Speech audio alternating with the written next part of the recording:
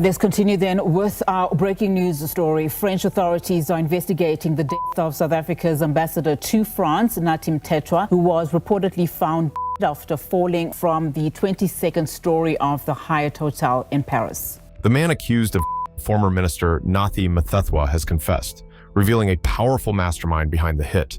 What started as a mysterious death in a Paris hotel has now exploded into a global scandal of power, money, and betrayal.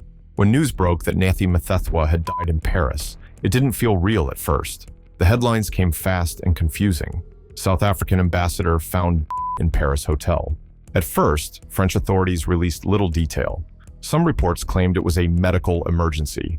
Others mentioned a sudden collapse in his hotel room. A few even hinted at poisoning. Within hours, social media exploded with speculation. No one seemed to know what had actually happened, and the official silence from both Paris and Pretoria only deepened the mystery.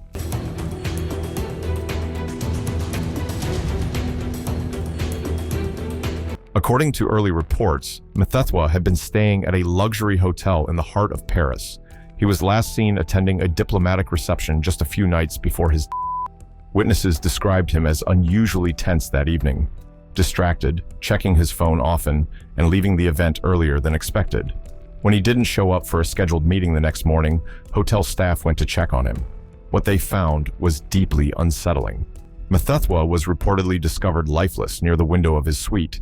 French investigators initially treated the case as a possible or medical collapse, but it didn't take long for inconsistencies to emerge. CCTV footage from the hallway outside his room had missing frames. Hotel staff claimed that some security cameras malfunctioned that night. A strange coincidence in one of the most secure hotels in Paris. His phone records also showed several deleted calls and messages made just hours before his death, some reportedly to South African contacts who have yet to be identified publicly. What made the situation even more suspicious were reports that his personal laptop and a USB drive were missing from the room, though other valuables like his passport and watch remained untouched. French police refused to comment, citing the ongoing investigation, but behind the scenes, journalists began connecting the dots.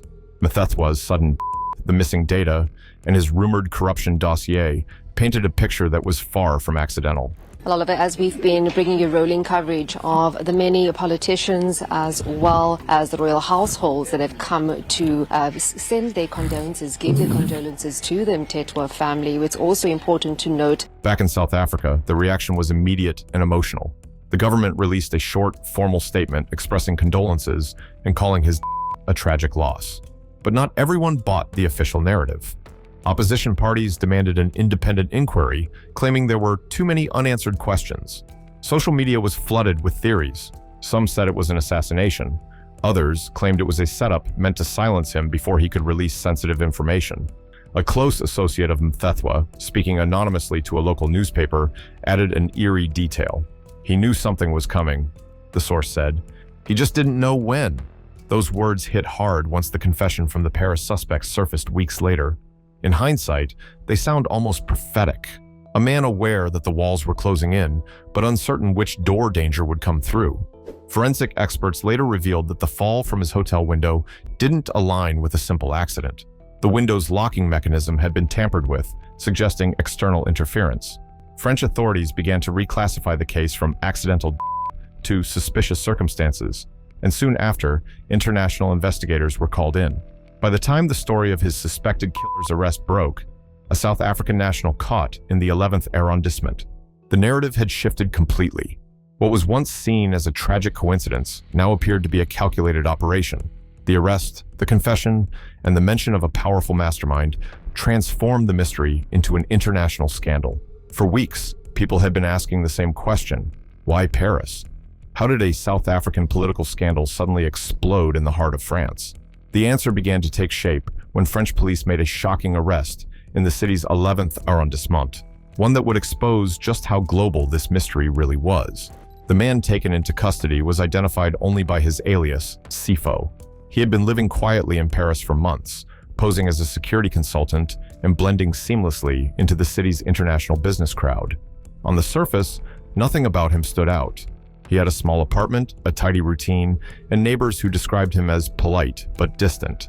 But behind that quiet facade, investigators discovered a much darker story. By the Deputy Minister of Cartel, Dixon Masemola, and he worked quite closely with Nathi Mthethwa. First and foremost, condolences. Sifo was a South African national wanted under an Interpol red notice connected to Mthethwa's. His passport had been flagged weeks earlier during a joint operation between South African and French intelligence, but it wasn't until he attempted to renew a fake residency permit that his real identity was uncovered. French police, acting swiftly, tracked him to a modest co-working office in eastern Paris, where he was consulting for a private security firm, one that investigators now believe was a front. The arrest was coordinated with precision. According to sources close to the French investigation, authorities had been monitoring his movements for days before moving in. He didn't resist when officers approached him. What stood out, though, was his reaction once he realized why he was being taken in. Witnesses described him as pale and shaking, muttering, "It's over," as he was led away. At first, police remained tight-lipped about the arrest, refusing to confirm whether it was linked to Mthethwa's case. But leaks to the media quickly revealed the connection. French officials eventually confirmed that the man was indeed wanted in relation to a high-profile of a foreign diplomat. And that evidence tying him to multiple bank transfers and encrypted communications had been found during searches of his apartment. Inside the flat, investigators reportedly discovered several encrypted devices: a phone, a tablet, and a hard drive, along with burner SIM cards and receipts for cryptocurrency transfers. Forensic teams are said to have recovered fragments of deleted voice notes and chat messages referencing the Paris job and the client. One of the most disturbing discoveries was a series of crypto payments routed through offshore accounts in Dubai and Mauritius, amounts totaling hundreds of thousands of euros. That was when the story stopped being local. It was no longer just about a diplomat's suspicious. It was about a sophisticated international operation involving multiple players across continents. French and South African authorities began working together, mapping out a network that stretched from Johannesburg to Dubai to Paris. The pieces started fitting together. Mthethwa, during his final months, had reportedly been digging into financial contracts that linked European and African companies through shell entities. Sifo, it turned out, had previously done private security work in Johannesburg and had known associates connected to one of those companies.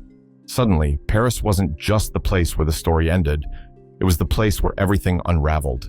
The real turning point came the night of Sifo's interrogation. It was supposed to be routine, a standard questioning under French custody. But by dawn, the entire case had shifted. Sources close to the investigation say that after hours of silence, Sifo broke down and confessed. What he revealed sent shockwaves across both France and South Africa. According to reports, he admitted that he hadn't acted alone. In fact, he hadn't even acted by choice. He said he had been part of a coordinated operation, one designed, in his words, to erase a liability. That phrase, chilling in its simplicity, became the centerpiece of his confession.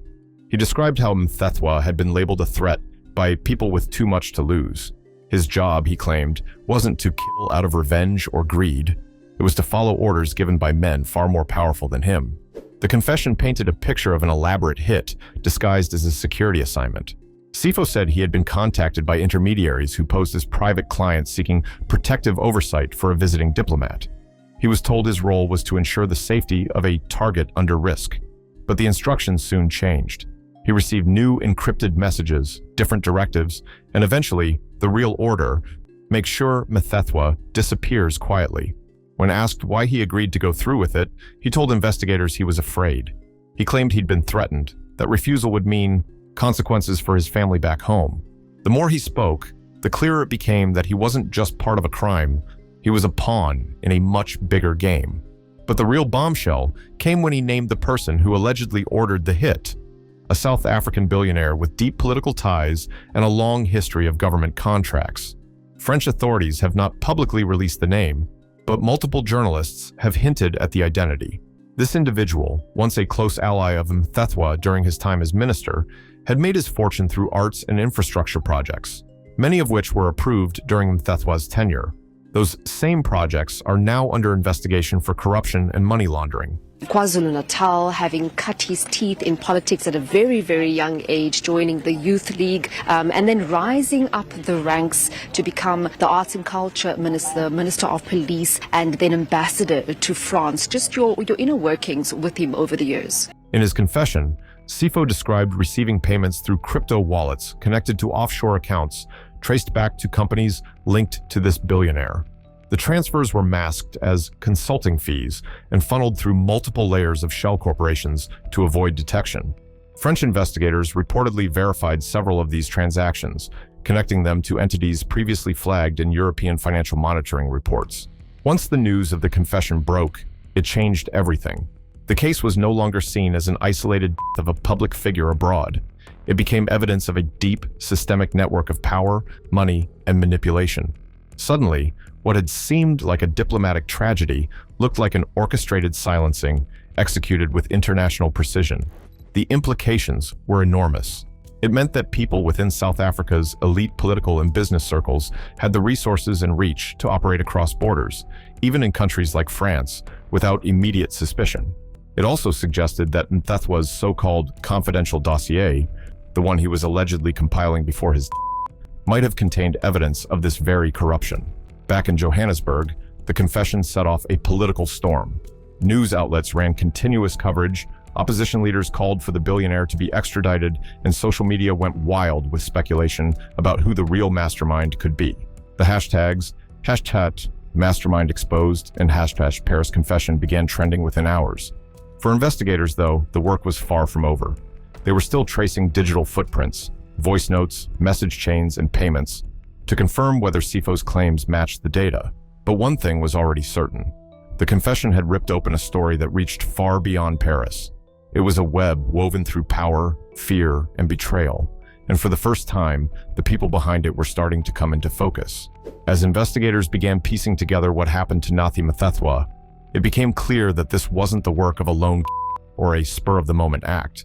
What unfolded looked like something out of a spy thriller, a network of businessmen, politicians, middlemen, and digital money trails spread across 3 continents.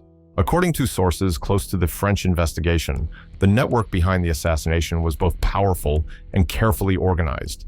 It included business elites, former government officials, security contractors, and financial fixers, each playing a specific role in the operation. The deeper investigators dug, the more they realized how each person fit perfectly into a chain designed to hide the mastermind's identity. The order, according to the confession, came from the very top. A South African billionaire with political ties who allegedly wanted Mthethwa silenced before he could expose a corruption dossier. But this billionaire didn't give the command directly. Instead, the instruction filtered down through intermediaries, trusted associates who disguised the operation as a protection assignment. That's where people like Sipho came in. On paper, he was hired to safeguard the ambassador during his time in Paris. In reality, he was being manipulated into helping stage what was meant to look like an accident. Sipho's confession described a chillingly calculated plan. The idea wasn't to carry out an obvious hit, but to make it appear as a tragic fall or a medical collapse. Something plausible enough to avoid immediate suspicion. It wasn't supposed to go that far, he reportedly told police.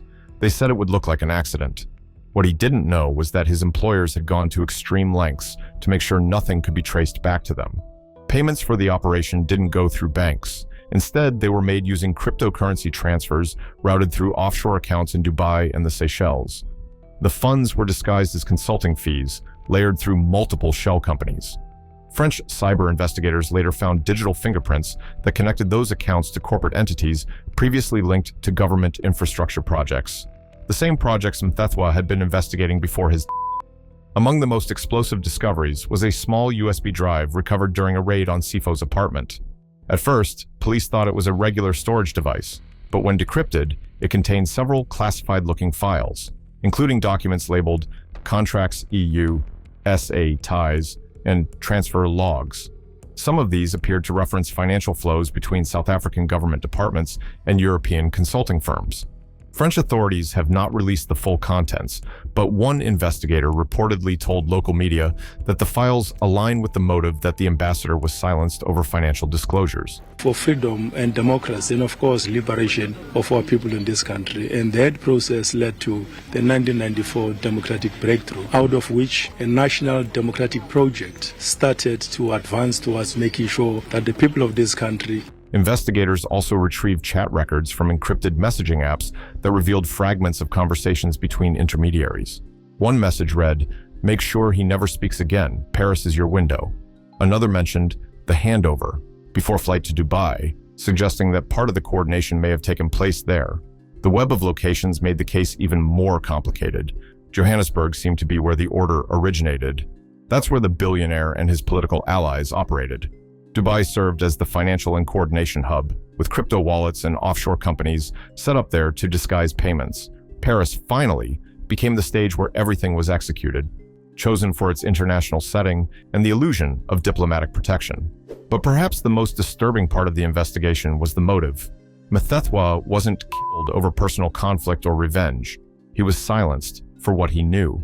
In his final months, he had reportedly been collecting evidence on the misuse of public funds and shady European-linked contracts from his ministerial days. Close friends claimed he planned to file a private legal case against several individuals who had profited illegally from those deals. He was allegedly in the process of handing the documents over to an international legal firm, a step that would have made his evidence public record and untouchable. He never got the chance. Days before that handover, he was I can confirm that following advice from the National Commission of the South African Police Service, General Fadima Simola, the Minister has agreed to deploy a team of investigators to France to collaborate and work closely with French authorities in investigating. The pattern is now painfully clear. Mthethwa's investigation into corruption had made him a liability to people who had everything to lose. His wasn't about silencing a man, it was about erasing proof. And the fact that it took place in another country shows how far this network was willing to go to protect itself. Once the confession became public, South Africa erupted. News outlets went into overdrive, social media exploded, and the political elite scrambled to distance themselves from the chaos. Overnight, the story turned from a diplomatic tragedy to a national scandal that reached the highest levels of power. In Parliament, opposition leaders demanded a full inquiry into both Mthethwa's and the people he had worked with in his final years. They accused the ruling party of knowing more than it was admitting and called for international cooperation with French authorities. Press conferences turned tense, with reporters openly asking whether the government had tried to bury the truth. Even some of Mthethwa's longtime political allies began quietly deleting old photos, speeches, and social media posts featuring him. The public reaction was fierce. Hashtags like Truth, Paris Arrest, and hashtag Mastermind. Exposed trended across South African Twitter for days. Protesters gathered outside government buildings demanding justice. Many believed this case represented more than just one man's. It symbolized decades of corruption, impunity, and elite privilege that had gone unpunished. Of Mr. Nathi Mthethwa. I can confirm that the team will be led by Major General Ller, who is currently the head of detectives in the Western Cape province. But the fallout didn't stop in politics. The entertainment and cultural world, the very industries Mthethwa once oversaw as Minister of Arts and Culture, also found itself under a harsh spotlight. Artists, influencers, and celebrities who had once praised Mthethwa's leadership suddenly went silent. Some were accused of having benefited from his ministry's grants or contracts, and a few were even named in leaked reports as possible links to the billionaire's art and infrastructure ventures. What had started as admiration now looked like complicity. Internationally, the case created serious diplomatic tensions. French authorities, embarrassed that a high-profile murder happened on their soil involving a sitting ambassador, increased pressure on South Africa to cooperate fully. It also raised difficult legal questions. Could a foreign diplomat's killing be classified as an international crime? And what about diplomatic immunity for those possibly involved? Behind the scenes, the investigation's transnational nature exposed flaws in how such crimes are handled. Paris police had jurisdiction, but much of the digital evidence and funding trails were outside Europe, buried in offshore havens and encrypted networks. It forced Interpol, EU financial regulators, and South African law enforcement to coordinate in ways rarely seen before. Meanwhile, the media and public opinion remained divided. Some believe Sifo's confession was a smokescreen, that he was taking the fall for others even higher up. Others saw it as the first genuine crack in the wall of silence that had protected South Africa's most powerful figures for years. Conspiracy theories spread fast, but amid all the noise, one truth was clear. Mthethwa's had shaken both governments and the people they served.